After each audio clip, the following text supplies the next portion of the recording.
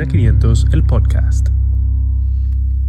Así es, amigos, bienvenidos a Ampicilina 500, el podcast. Catherine Calderón, Jonasis Jiménez y Rafael Vargas les damos la bienvenida a este episodio especial sobre el suicidio. A propósito de que hoy, 10 de septiembre, se conmemora el Día de la Prevención del Suicidio. Para esto tenemos con nosotros a nuestra querida psicóloga Melina Calderón. Así que sin más preámbulos, hablemos del suicidio y del suicidio en República Dominicana. Bienvenidos a todos. Saludos. Saludos. ¿Cómo están? Hola. Hola, Melina. Señora, hablemos del suicidio. La Organización Mundial de la Salud estima que cada año 1 millón de personas mueren por suicidio, lo cual se puede traducir en que cada 40 segundos alguien fallece por esta causa. Se estima que para el 2025, y estamos bien cerca de ahí, esta cifra se reducirá, aumentará todavía más. Y se estima que cada 20 segundos morirá alguien por causa del suicidio. Aunque las mujeres usualmente lo intentan más, los hombres suelen morir más por los métodos que utilizan. Y yo quiero que comencemos hablando un poquito en República Dominicana. ¿Qué sucede con el suicidio?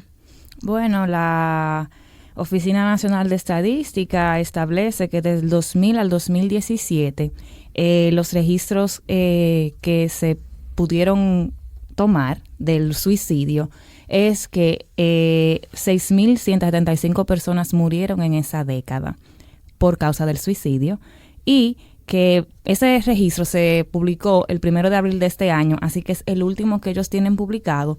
Y ellos establecen que en República Dominicana en el 2017 575 personas se murieron por causa del suicidio o murieron por suicidio y de ellos 473 eran hombres y 102 eran mujeres. Y eso con todo y el subregistro que tenemos acá en República Dominicana con las estadísticas, o sea que me imagino que serán un poquito más. Exacto, estos son solo los reportes de la Oficina de la Policía Nacional. Entonces, tomando en cuenta que los hombres se suicidaron 473 y las mujeres 102, sabemos que las mujeres son menos de, menos propensas a tomar decisiones que realmente le quiten la vida. Y vamos a ver eso en los tipos de suicidio cuando hablemos un poquito más adelante. También sabemos que las edades más comunes para el suicidio en hombres en nuestro país son a partir de los 65 años, dígase la tercera edad, cuando el hombre se retira y deja de ser una fuerza laboral. Y eso es muy importante que tú lo menciones, porque en otros países, y por ejemplo en países de altos ingresos que antes se le conocían como industrializados o de primer mundo, es luego de los accidentes de tránsito, en algunos países antes de los accidentes de tránsito, la principal causa de muerte en personas jóvenes. Por ejemplo, en el Reino Unido, la principal causa de muerte en varones, más o menos hasta los 35 años, es el suicidio. Y aquí, por el contrario, entonces son personas después de los 65 años y tiene todo el sentido del mundo porque acá en República Dominicana envejecer no es nada dignificante. Y la mayoría de las personas dejan relegado a un segundo plano a los adultos mayores. Uh-huh. Y le siguen los chicos de 25 a 29 y después los de 35 a 39 años en ese mismo orden. Qué bueno que nosotros no estamos ahí, Jonas y Rafa. Estamos menos de 25. ¿Qué te digo? Yo no puedo hablar. Al público me gusta decir la verdad, por eso no voy a decir nada. Yo voy a quedarme callado. Pero es importante recalcar que en el varón y tanto en la población hay como dos poblaciones extremas. Uh-huh. Cuando hablamos de suicidio en países industrializados, como decía Catherine. Una es a los 65 años y los envejecientes, como decía Marina, y otra es la población en algunos países, 18 a 25 uh-huh. años, porque son etapas que representan cambios en la vida. Cuando digo cambios, el adolescente muchas veces en los países industrializados se muda solo, fuera de su casa, tiene que hacerse independiente, esté preparado o no, se relaciona con personas que no son las que él elige, sino las que la vida y son factores que influyen, la que la vida le impone. Otro es que a los 65 años, como decía Melina, y como dijo Catherine, en República Dominicana, es muy importante recalcar que aquí el hombre y el ser debe ser funcional completamente desde los 18 años, dígase trabajando y resolviendo todos sus problemas. La cultura dominicana es así. Tú eres independiente, tú estás bien cuando tú estás haciendo todo. Sin embargo, la historia cultural a nivel económica no te prepara para una pensión, por lo general, ni para un retirarte. el dominicano no piensa en retirarse nunca, sino seguir trabajando hasta que se pueda trabajar. Esa es la mentalidad.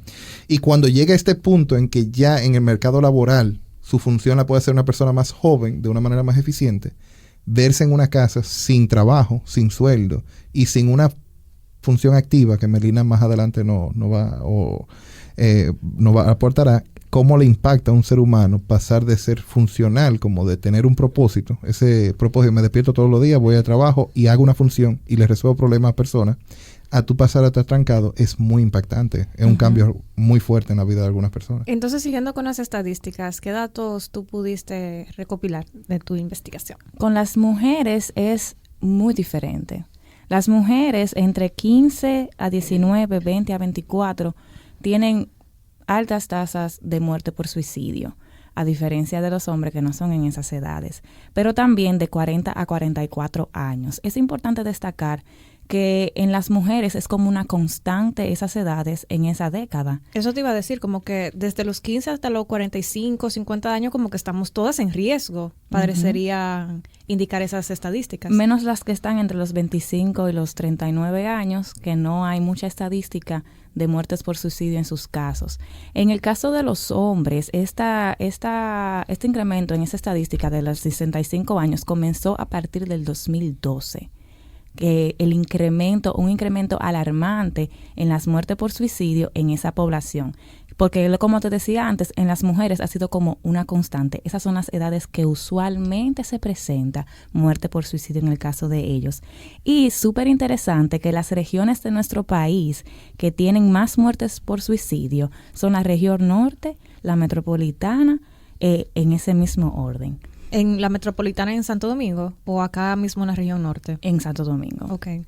Y en el orden de las provincias está Santo Domingo, Santiago y el Distrito Nacional. Wow. Con índices, con mayores cantidad de muertes por suicidio. Aunque en todas se ve, esas son las que tienen la mayor cantidad de suicidios registrados. Me imagino que es proporcional a la población también. Exacto. Sí. Ajá.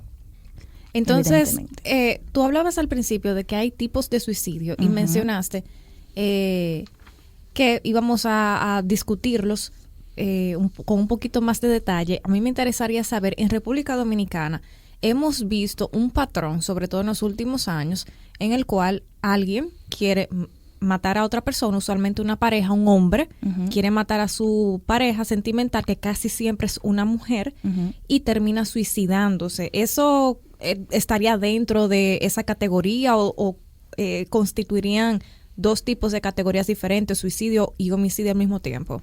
Bueno, con relación a los tipos de suicidio, podemos decir que se han ido nombrando en las mismas ciudades y países donde ocurren, porque a pesar de que hay unos tipos de suicidio que ya fueron registrados y que hay un libro escrito sobre el tema, en nuestro país llamamos mucho a la muerte por un verdugo de una pareja sentimental o lo que sea, el suicidio-homicidio, en el que el hombre, cuando asesina a su pareja sentimental, entonces acude a suicidarse, aunque lo logre o no, sea un suicidio consumado o un parasuicidio, que es el suicidio, que es solamente un intento de suicidio. También está el suicidio económico, que es muy común en nuestro país. Está el suicidio consumado, que son aquellos suicidios en el que se desconoce la razón por la cual el individuo se suicida. Y está un suicidio muy interesante, que es el efecto de Weather. Y es súper interesante porque esta forma de suicidio ha sido muy común cuando ustedes han visto que hay artistas que mueren por suicidio. Y cuando esos artistas tienen mucha gente que los sigue, después de que esa persona se suicidan otros. Y es lo que conocemos el efecto dominó. Exacto. Entonces, ese efecto dominó, que nosotros le llamamos un efecto dominó en el suicidio, en realidad se llama el efecto Weather, que es cuando una persona, por imitación, se suicida o muere por suicidio, imitando la muerte de sus parientes, personas cercanas y llegadas, o artistas o personas que admira. Entonces, esos son los tipos de suicidio que van nombrándose en calidad del lugar donde ocurra con mayor frecuencia.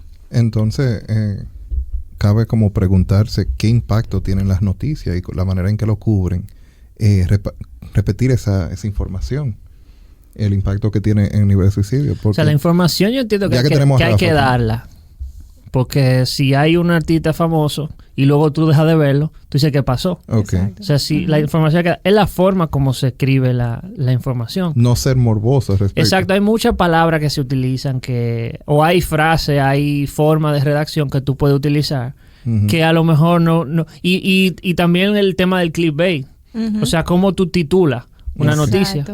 Porque los titulares, se murió fulano, tú dices, ¿y qué fue? Ok. ¿Y qué sería lo correcto? En vez de decir mató o matar, terminó con la vida de o se suicidó.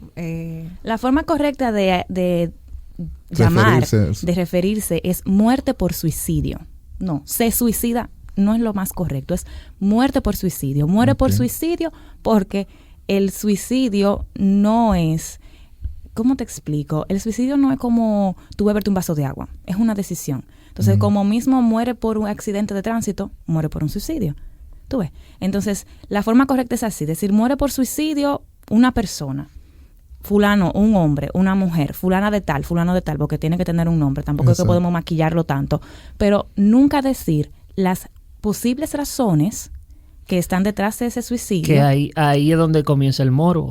Exacto. Porque los periodistas van a buscar todo. Exactamente. Y si te dicen cómo fue el asunto, ellos no se van a quedar callados. Y los periodistas más peligrosos yo considero son los de Instagram hoy en día, los de las redes sociales. Exacto. Para no ser...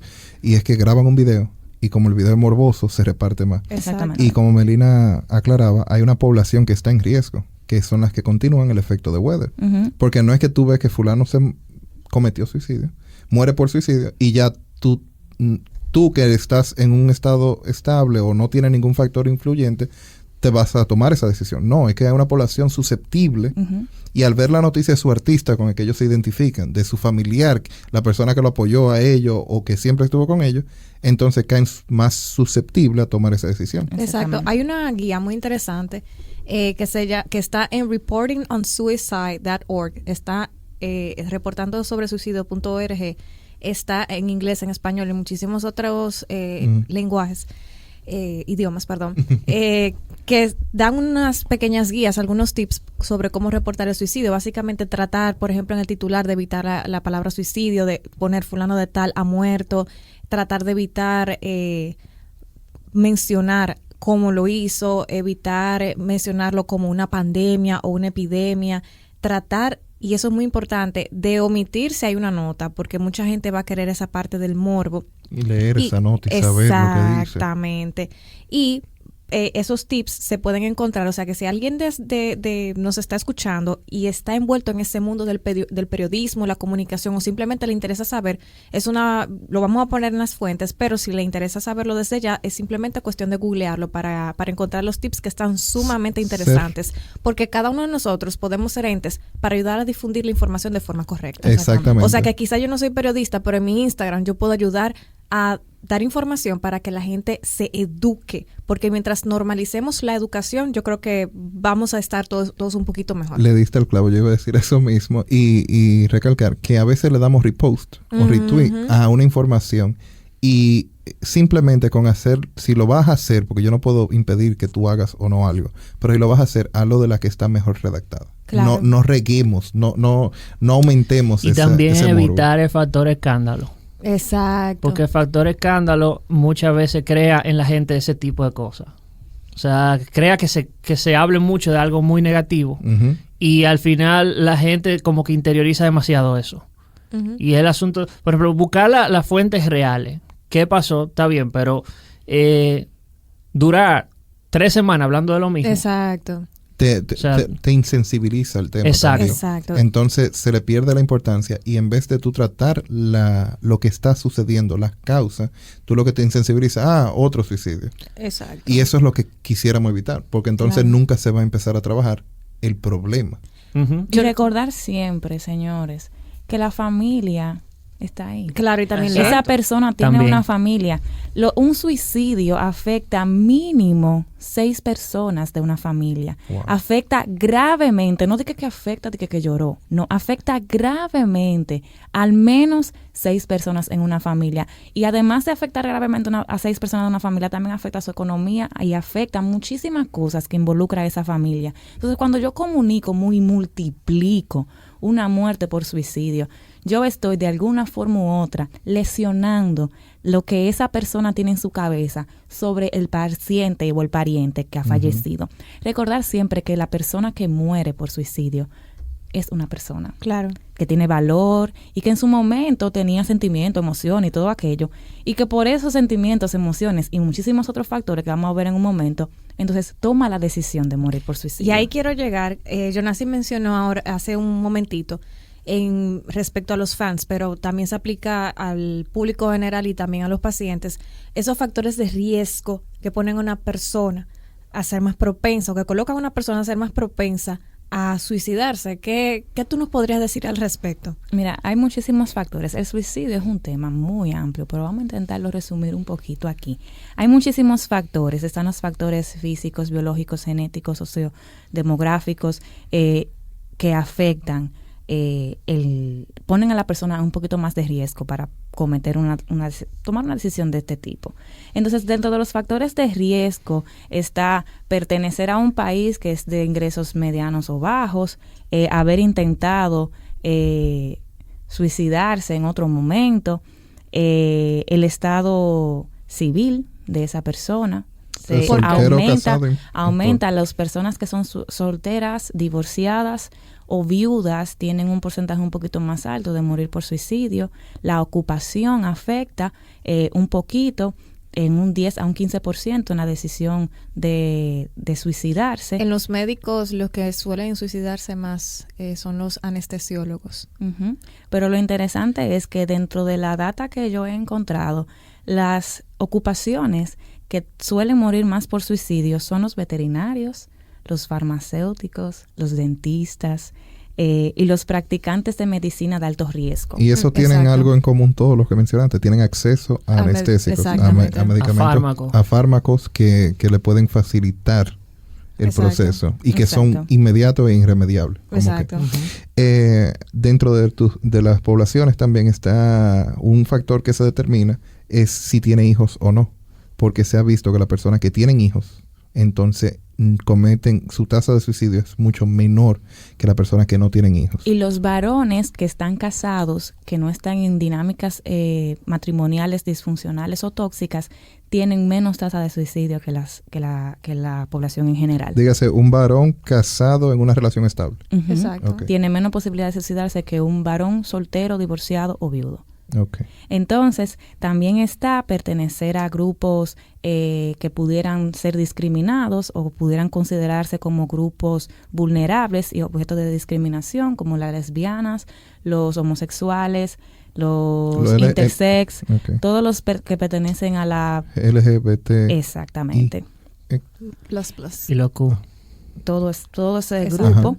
Y el principal factor de riesgo en esa población, es bueno destacar, que es haber tenido un episodio depresivo o haber intentado suicidarse en otro momento. No porque pertenezcan a esa población, naturalmente que van a optar por esa decisión, sino haber intentado antes la autolesión o morir por suicidio o haber tenido procesos o episodios depresivos, es lo que lo hace más vulnerables que otras poblaciones y también las minorías. Exacto, y es bueno recalcar que la razón por la cual ellos están en esa lista y tienen mayor predisposición es por algo que dijo Melina, y es que ellos están dispuestos a ser una población atacada Exacto. y rechazada. Entonces, Exacto. cuando tú constantemente estás siendo rechazado por la sociedad y atacado y no comparten, tú mismo te creas una vida en la cual tú te sientes que no perteneces. Uh-huh. Y eso influye. Por eso su tasa es más alta. Claro. Es importante destacar que para nuestro país es vivir en condiciones desfavorables, tales como violencia, entornos muy llenos de drogas, alcohol, o que sean entornos donde hayan otras personas con enfermedad mental que se vuelven entornos abusivos y violentos, pueden hacer que las personas estén un poquito más vulnerables a tomar una decisión que les haga morir por suicidio. pero también hay factores genéticos. Sabemos que cuando hay presencia de enfermedad mental que viene ya por una herencia, hay más predisposición a morir o a tomar decisiones de morir por suicidio.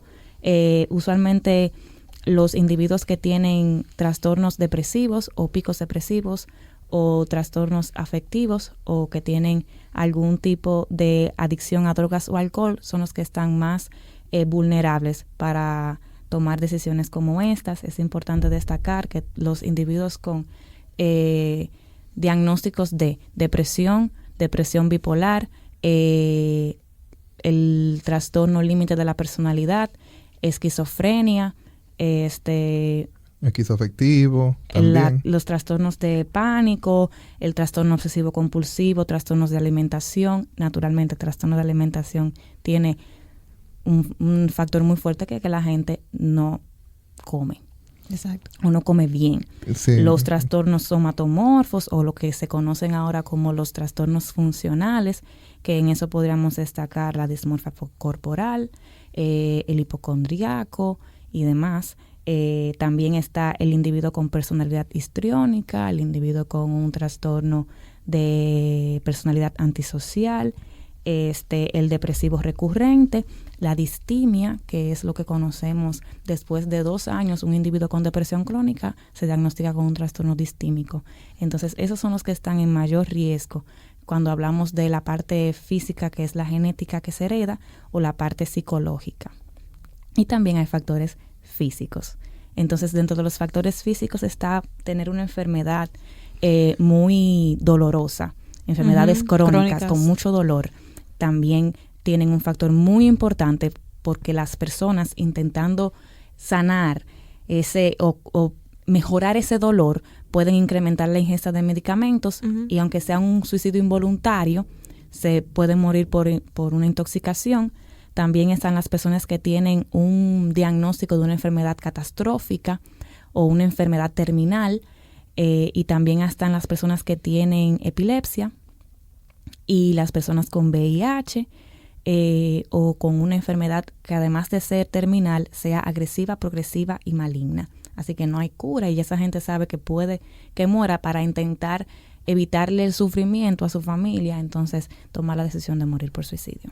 Ok, y entonces, ¿hay algún signo, algún síntoma, algo que pueda alertar a la persona que viva con un individuo que se sospeche que tiene ideación suicida sin necesariamente haberlo planeado?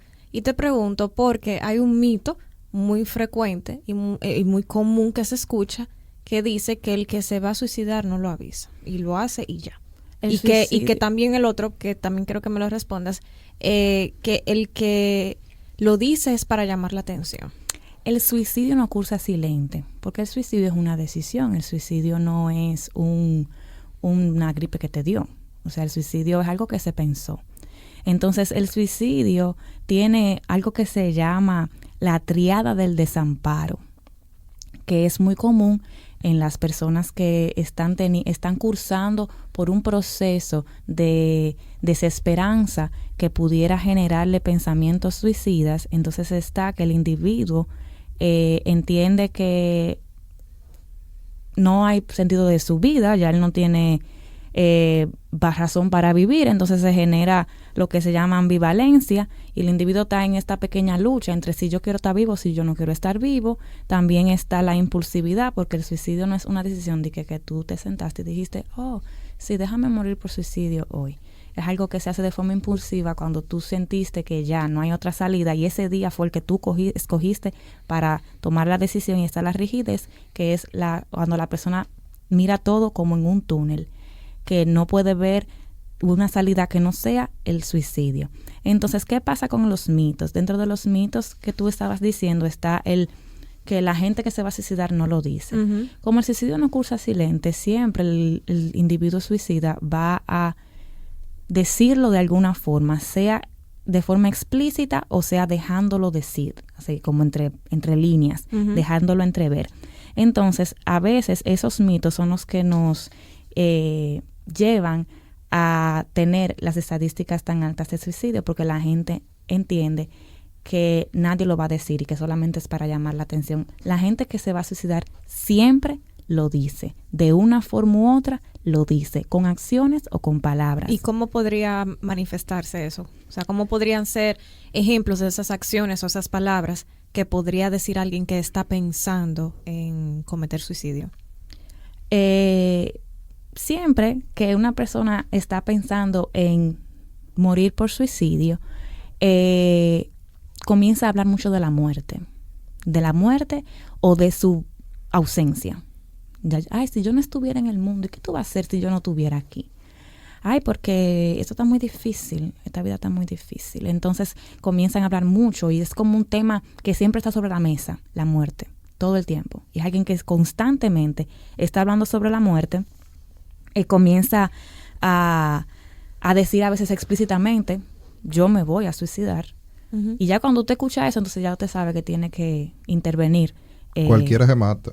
Exactamente, cualquiera coge y se mata. Total, conmigo sin mí. Cualquiera agarra esa soga y se ahorca. Uh-huh. No. Conmigo sin mí, total. ¿Qué falta, bollo? Esta olla me tiene como a tirar del puente. Exactamente. Entonces, a veces algunas personas lo dicen como estamos tal vez en una mesa redonda, hablando en chercha, jugando dominó. Exacto, y tú dices, pero él estaba feliz ayer y hoy mira lo que hizo.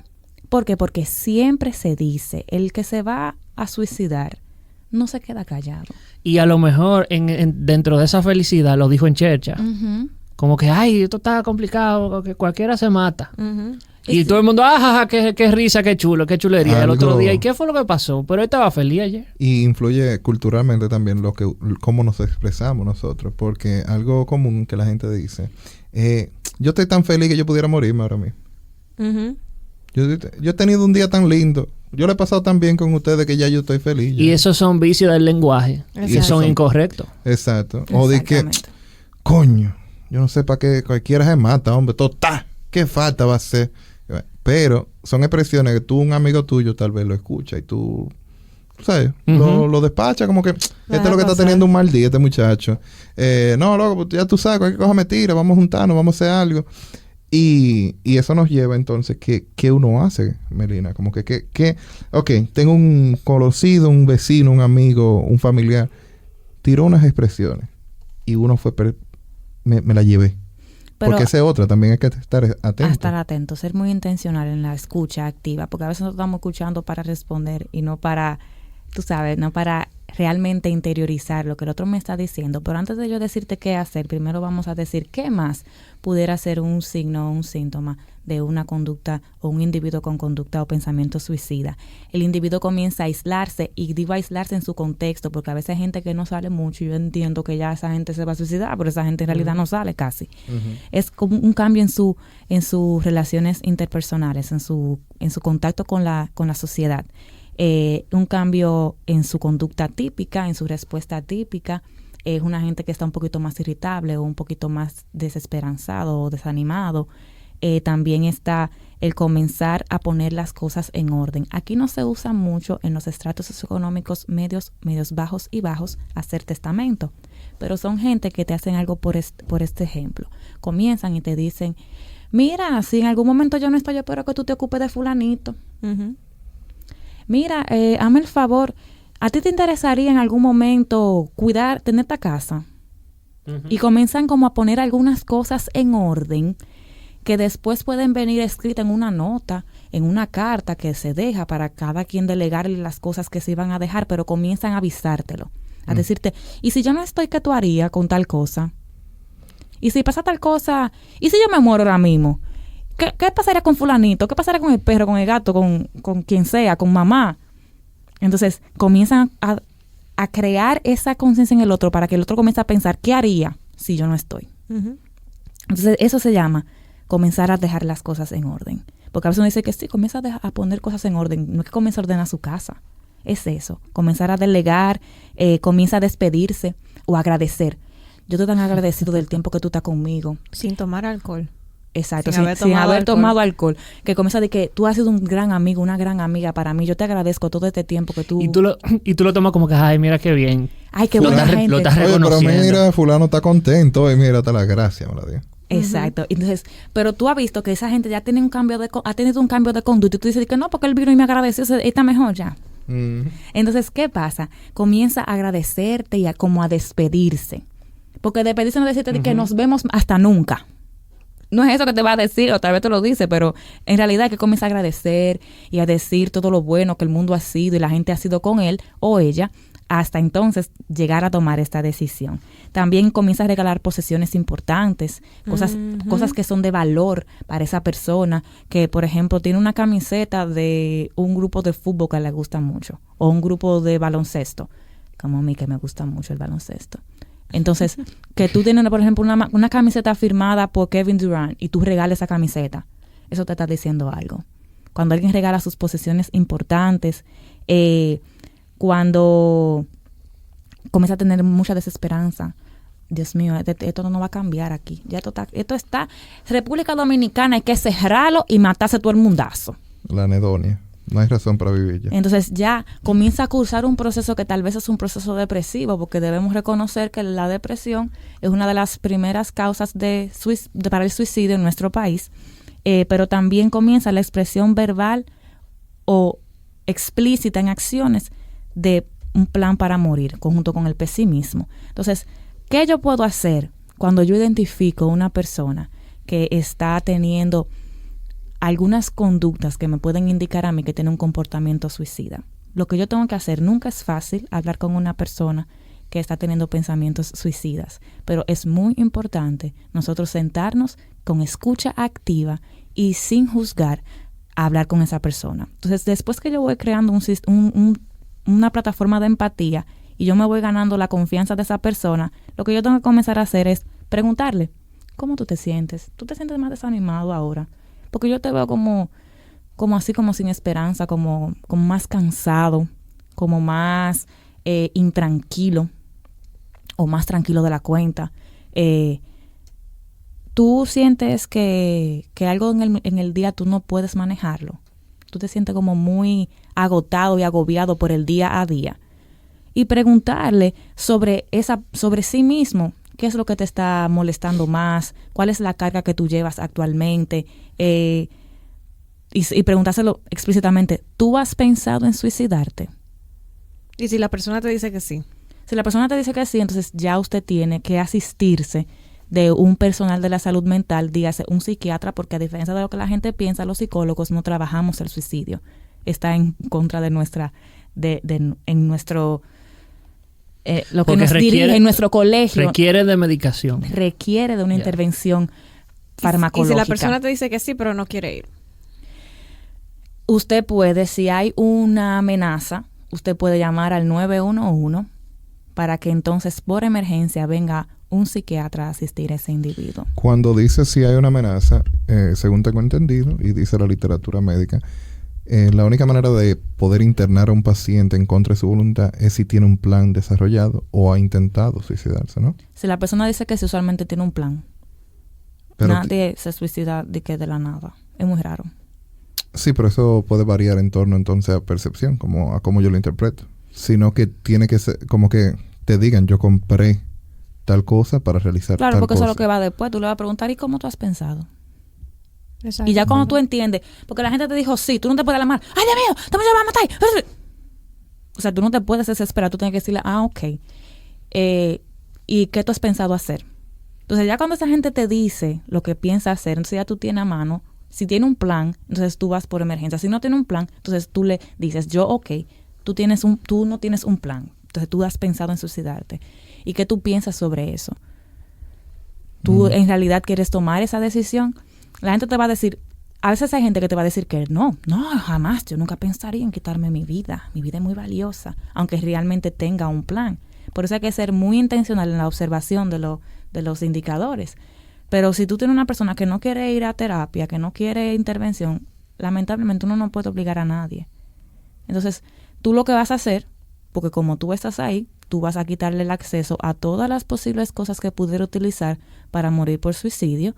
Vas a quedarte ahí con esa persona si lo deseas y deseas acompañar a esa persona en ese proceso para intentar crear un pensamiento un poquito más crítico en ese individuo, de forma que él pueda entender que necesita ayuda, que lo que está pasando por su cabeza y lo que está pasando en ese momento con él no es normal ni natural. Y una pregunta ya para ir concluyendo este episodio de hoy, que ha estado bien interesante. En República Dominicana, ¿hay una línea de ayuda para una persona que se sienta que puede perder el control, que podría cometer suicidio o atentar contra su vida o contra la de alguien más? Los recursos locales que nosotros tenemos trabajan de forma indirecta al individuo con un pensamiento o conducta suicida, porque actualmente no hay una línea en la que el individuo con pensamiento suicida pueda llamar. Lo que sí hay son líneas para trabajar las mujeres que sufren violencia, que es una de las razones por las cuales se comete suicidio en las mujeres y en hombres. Las mujeres que están sometidas a parejas muy violentas o a situaciones muy violentas o vulnerables para ellas. Y también hay líneas para trabajar las relaciones interpersonales saludables.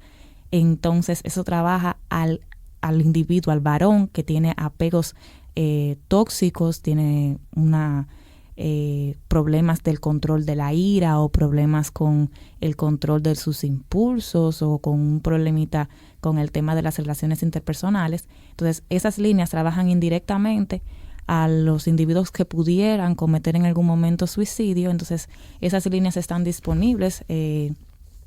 Yo les voy a dejar una guía de todas las teléfonos y direcciones de los que trabajan con población vulnerable, pero la línea está el 911 para llamar cuando usted tiene una persona con un plan o con mucho riesgo de cometer un suicidio. Está la línea de vida, que es para víctimas de violencia sexista, o sea, para las mujeres que sufren violencia de lo que llamamos violencia de género, que es el 809-200-1202. Está la línea del Ministerio de la Mujer, que es 809-200-7212. Está la línea de la Policía Especializada en Violencia para la Mujer. Todas estas líneas son gratuitas, quiero decir. Entonces, el de la Policía Nacional es 809-682-2151 en su extensión 2256. Está la línea de Cultura Ciudadana, que es usted la marca de forma rápida, *321, y eso es para trabajar los agresores. Usualmente está para las relaciones de parejas saludables y relaciones familiares saludables, que ayudan a disminuir en alguna forma los individuos que mueren por homicidio o suicidio y las mujeres que mueren por causa de estar en lugares muy violentos. Perfecto. Entonces, para concluir el episodio de hoy, yo quiero que cada quien me dé su capsulita para dejársela a nuestros oyentes sobre este tema tan interesante y tan relevante que es el suicidio. Fácil, cuidar el lenguaje. Cuidar el lenguaje. Cuidar el lenguaje o sea, es sencillo. Pensar lo que uno va a decir. Que uno da eso como tan por sentado, pero eso afecta bastante a gente que tú no sabes lo que está pasando. Claro. Muy importante ese aporte de parte de Rafa, porque recalcamos que Rafael es licenciado en comunicación. Entonces, dicen por ahí. Entonces, es una persona que está emitiendo un juicio basado en que él sabe que sí se puede hablar correctamente. Exacto. Es posible que cambiemos como los medios representan. Desde mi parte, yo entiendo que el suicidio es un tema muy importante en nuestra sociedad y que todos tenemos a alguien que nos rodea que quizás esté pasando por una situación que esté vulnerable. Entonces, como amigos que somos, no es tener 1 millón de amigos, como dice la canción. Es, aunque usted tenga 5, pero que usted esté ahí para esos 5. Igual que para sus familiares. Entonces, escucha atentamente, como dijo Melina, y tenga un plan para intervenir en caso de. Usted escucha a alguien y usted sepa, le diga, dime, ¿qué pasa? Algunas personas solo necesitan que los escuchen y para ello poder expresarse. Entonces, sea esa persona que usted quiere que esté ahí para usted. Exacto. Yo, para concluir, quisiera decir, como decía Yonasis, como decía Melina, vamos a ser intencionales con escuchar a nuestros amigos, a nuestros familiares, a las personas que nos quedan cerca, que están alrededor de nosotros. Si detectamos alguna conducta de riesgo, vamos a reportarla, vamos a tratar de que esa persona entienda de que no está solo. Y si alguno de los que nos escucha hoy ha pensado, pues no estás solo, tienes una red de apoyo que puedes encontrar en tus amigos, en tus familiares, y si no encuentras en ninguno de ellos, hay ayuda profesional. Independientemente de que tengas dinero o no, hay ayuda profesional y disponible para ti, para que no te sientas solo. Y tu vida vale más que ninguna otra cosa. Así que amigos, gracias por escucharnos, gracias por estar con nosotros. Queremos decirles que hemos cambiado recientemente de plataforma. Ahora estamos en Anchor, antes estábamos en Podbean. En Anchor ahora tenemos algo muy interesante y es que nos pueden dejar notas de voz comentando los episodios o si quieren hacer alguna pregunta, lo pueden hacer vía la plataforma de Anchor. Sería anchor.fm, se escribe anchor.fm/ampicilina500. Ya nos veremos en el próximo episodio, donde seguiremos con nuestra programación habitual y con el episodio que les tenemos con unos invitados sumamente interesantes que serán los chicos de Sin Lechuga. Hasta la próxima.